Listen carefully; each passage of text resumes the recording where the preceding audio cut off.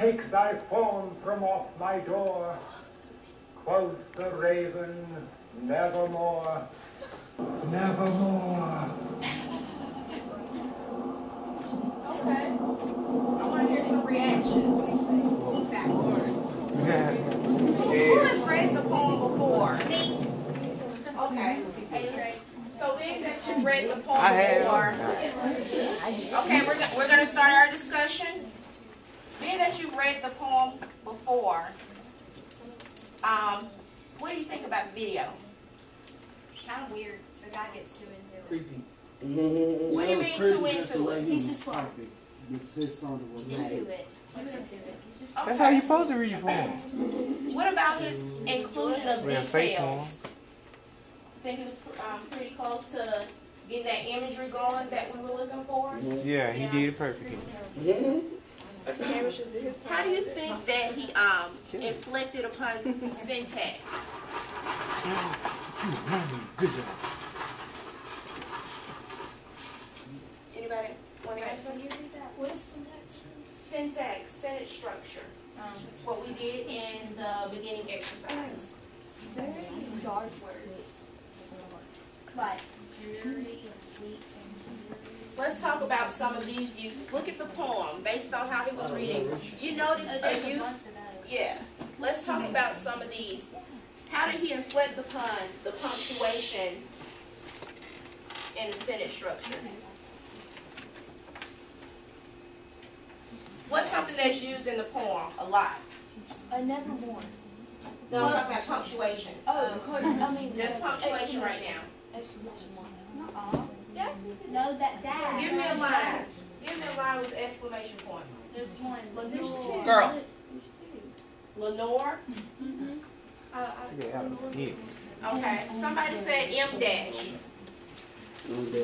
How did Vincent Price use that M dash in his reading? Well, his reciting, because he knew the whole thing by heart. He sure did. He made sure he followed his supposed to. So was it very dramatic? Yeah.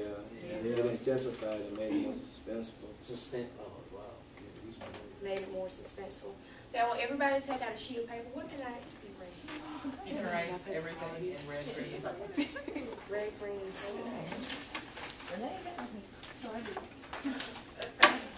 okay. We're going to take out a sheet of paper. And we're going to do an exercise called Make It Stick. And in reality, we would use sticky notes, but we're going to use these imitation stickies that help you all practice for what you're going to do with your homework. So we're doing this in the class We gonna type in too. so that it'll help with your homework. Okay? So what I want you to do on your sheet of paper is my little sheet of paper. Is draw 4 sticky notes and leave just a space at the little space at the bottom, probably enough for a paragraph, and write the word summary. Okay?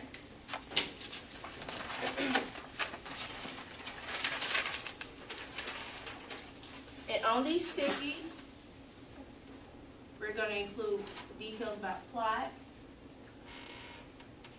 characters, details, and imagery. Okay? So give everybody a chance to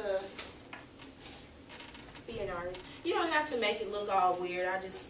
I wasn't able to create perfect squares, but you're going to actually write on these sticky notes. And the reason we're using imitation stickies is because sometimes what I do while I'm reading, I'll take a sticky note and write an important detail, important fact about the plot, and stick it to the page. And I know this year, in some of the stores you're doing, you don't have your own set of the stores, so these stickies will help you in the future. You can use action sticky notes. So make the sticky large enough to actually write some information in. We're gonna try. Okay, let's name the characters in the Raven. True. She got a point with that. Lenore. Do we ever think that we're putting on these stickies? You will see again. Specifically, hint, hint, next Tuesday. So, okay. That's the character, the Raven. One more. The narrator. Okay? Let's take a minute to talk about Lenore. Based on our notes from Poe. Who is Lenore? If we were just thinking about Poe's life, let's give our interpretation of who is Lenore. I would say his ex-wife. Ex-wife? Well, he only had one wife. It would be Virginia. Yeah, Virginia. Virginia, possibly. These are possibilities. Who else could it be? Him. You're saying that Lenore could be himself? What made you say that? Just make me guess. No, that was interesting. I want to know what made you say that. I haven't heard that. But I want to see if you can give me some details that back that up. Based on your notes about Poe's life, what would make you think that was him? In the poem, the name Lenore is constantly being called. So you're saying to me that he's constantly calling for himself in the poem. That's deep. That's deep.